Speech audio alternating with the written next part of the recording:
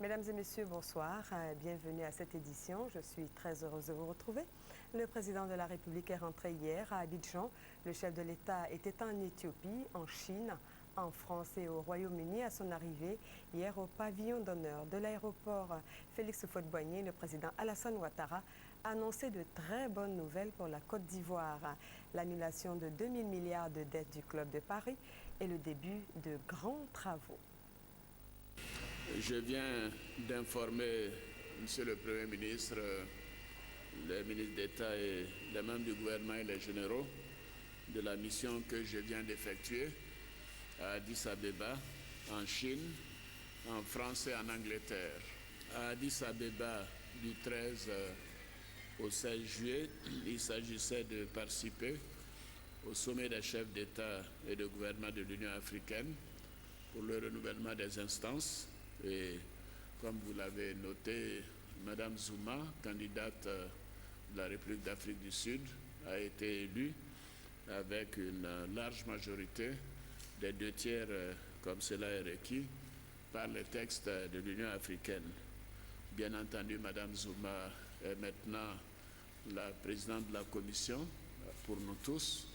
Et j'ai indiqué au président Zuma à Addis Abeba comme en Chine que nous lui apporterons tout notre soutien dans l'exercice de ses lourdes charges. J'ai présidé également le Conseil de paix et de sécurité, puisque le mois de juillet, la Côte d'Ivoire a eu l'honneur de cette présidence et nous avons débattu l'avant-veille du sommet des questions relatives bien sûr à la crise malienne, à la situation en Guinée-Bissau, les difficultés entre le Soudan et le Soudan du Sud et la situation donc d'instabilité dans l'est de la République démocratique du Congo.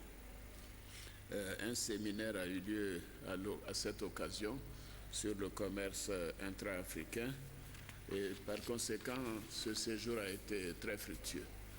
Ensuite, nous nous sommes rendus en Chine à l'invitation du président chinois, du président Hu Jintao, du 17 au 20 juillet pour une visite officielle et également notre participation au forum de coopération Chine-Afrique, une conférence ministérielle à laquelle 6 chefs d'État et 3 premiers ministres ont été invités.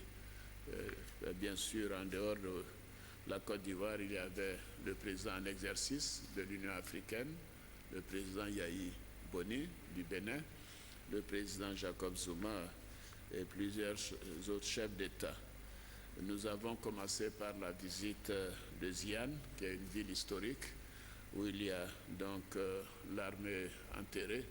Il y a 2200 ans que ces sculptures ont été enterrées et retrouvées seulement en 1974. Pour la conférence elle-même, la Chine a fait preuve de beaucoup de générosité puisque le gouvernement chinois a mis à la disposition du continent africain des lignes de crédit de dons de 20 milliards de dollars pour les 3 prochaines années et également des possibilités d'investissement direct pour à peu près 15 milliards de dollars. J'ai rencontré le président du Sénat, donc avant de rencontrer le président Hu Jintao. Ce sont des relations de confiance que nous avons développées avec la Chine depuis bientôt 30 ans. En mars 2013, ce sera le 30e anniversaire de l'établissement de nos relations diplomatiques. Nous avons passé en revue nos excellentes relations diplomatiques et politiques, nos relations de coopération et nous avons parlé de projets spécifiques, notamment le chemin de fer dans l'Ouest qui ira de San Pedro jusqu'à Mans pour l'exploitation du minerai de fer du Mont Claoyo. Nous avons eu l'accord du démarrage des travaux avant la fin de l'année du barrage hydroélectrique de Soubré pour donc un montant de plus de 300 milliards de francs CFA.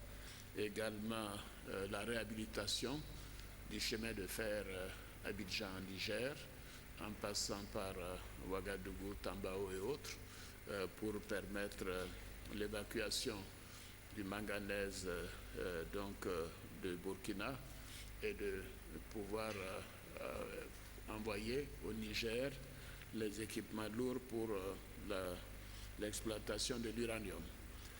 Ce sont des projets donc inter-États, des projets importants pour la sous-région. Et les trois chefs d'État qui étaient présents, le président Yahi Boni du Bénin, le président Issoufou du Niger et moi-même, avons adressé une lettre conjointe au président Hu Jintao pour le financement de ce projet. Bien sûr, nous avons aussi arrêté une ligne de crédit pour l'insertion des jeunes dans le commerce.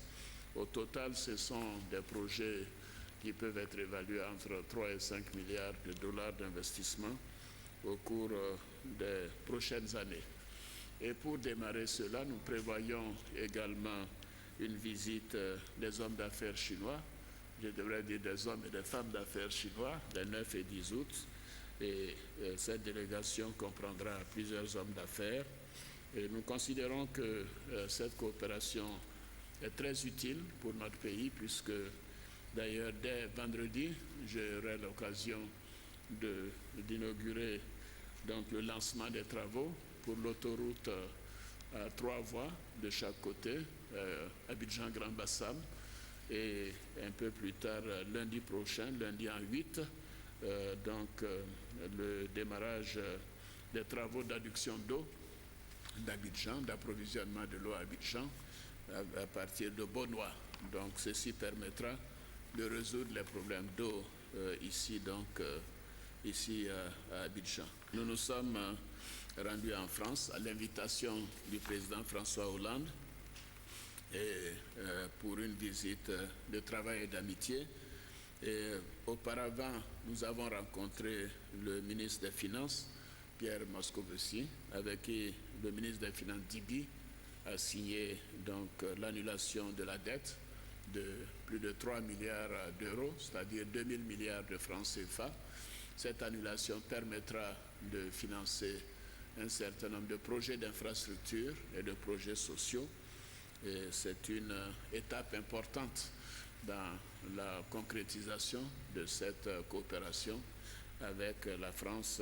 Évidemment, je n'ai pas besoin de commenter les liens historiques solides et très forts que nous avons avec la République française et les Français. Et c'était un moment donc de grande rencontre, une grande rencontre, je dirais, de grande confiance. Et nous avons rencontré également le ministre des Affaires étrangères, Laurent Fabius, avec qui nous avons parlé du Mali et bien sûr les voies et moyens pour résoudre la crise au Mali, dans ma fonction de président en exercice donc de la CEDEAO. Et enfin, nous avons rencontré le ministre de la Défense, le ministre Le Drian, avec qui nous avons échangé également, bien sûr, sur la restructuration de notre armée, les moyens avec lesquels la France pourrait nous soutenir, également les moyens aériens et logistiques dont nous aurons besoin pour une intervention éventuelle au Mali.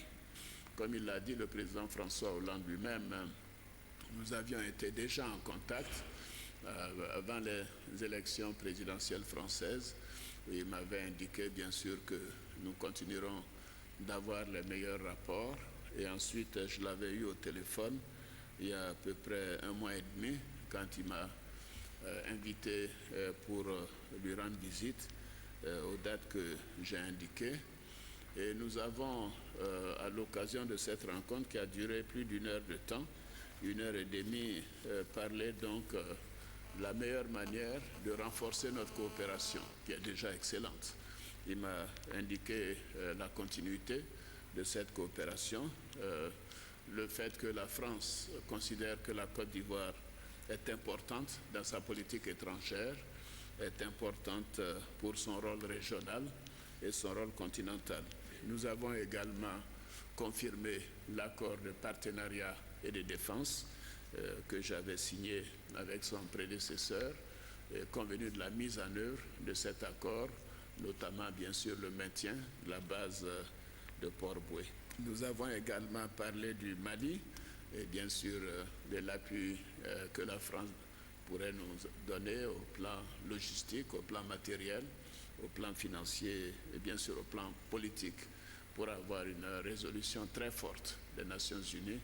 La France d'ailleurs préside le Conseil de sécurité des Nations Unies au mois d'août et cela devrait faciliter les choses en ce qui concerne la rédaction de cette résolution. Alors, nous avons décidé également de réactiver la commission mixte ivoiro-française et d'être en contact régulier. Le président Hollande a souhaité que nous soyons en contact régulier par téléphone ou à l'occasion de passage à Paris pour des échanges de vues, ce qui serait bien sûr très utile, aussi bien pour notre pays que pour mes fonctions de président en exercice de la CEDEAO. C'était donc un entretien très fructueux, très cordial et très chaleureux. Nous avons terminé à Londres du 26 au 29 juillet pour participer à la cérémonie d'ouverture des Jeux olympiques à l'invitation de la reine d'Angleterre et du Premier ministre Cameron. Et à l'occasion, nous avons rencontré le vice-premier ministre Nick Clegg, qui est d'ailleurs vice-président de l'Internationale libérale, comme moi-même, et nous avons échangé sur la situation en Côte d'Ivoire et sur, bien sûr, la situation au Mali. Nous avons eu des entretiens également avec le ministre britannique des Affaires africaines, M. Henry Bellingham, et tout cela, donc, bien sûr, nous oriente vers un renforcement de la coopération entre la Côte d'Ivoire et l'Angleterre. Et la Grande-Bretagne a décidé du retour de son ambassade en Côte d'Ivoire et également maintenant de l'émission des visas en Côte d'Ivoire. Nos compatriotes n'auront plus à se déplacer jusqu'à Accra pour obtenir des visas. Et nous avons également convenu, après un dîner avec les hommes d'affaires anglais, de l'arrivée prochaine, sans doute en octobre, d'un groupe d'hommes et de femmes d'affaires anglais à Abidjan. Et nous travaillons également sur l'ouverture, donc la réactivation de la liaison Londres-Abidjan par British Airways. Bon, évidemment, l'objet de cette rencontre, c'était aussi de cette visite en Angleterre, était de rencontrer nos sportifs, ce que nous avons fait pour les encourager et bien sûr leur donner des conseils. Ce sont de grands sportifs parce qu'ils m'ont dit, Président, nous ferons de notre mieux, vous pouvez compter sur nous, mais c'est le sport, nous pouvons gagner et nous ferons tout pour gagner. Et j'ai trouvé ça très sage de la part des jeunes qui vont compétir au nom de la Côte d'Ivoire dans les prochains jours. Nous avons rencontré également la communauté ivoirienne et avec qui nous avons eu un très bon entretien. Et nous avons visité le village olympique africain avec des pays amis tels que le Maroc, le Nigeria et l'Algérie. En résumé, ce fut une excellente mission.